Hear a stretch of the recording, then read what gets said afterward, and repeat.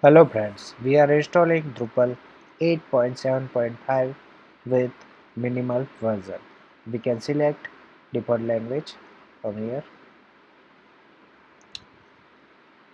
Food magazine providing food magazine website standard that we have installed in our previous video. So continue with minimal. Add database details. You can also configure remote database here.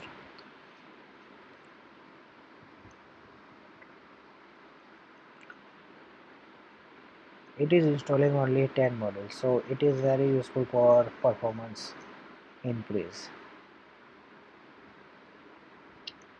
Now add site details.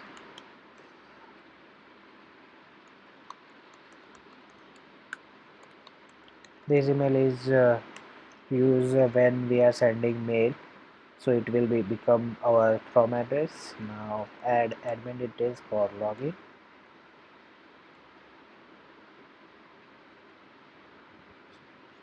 You can configure country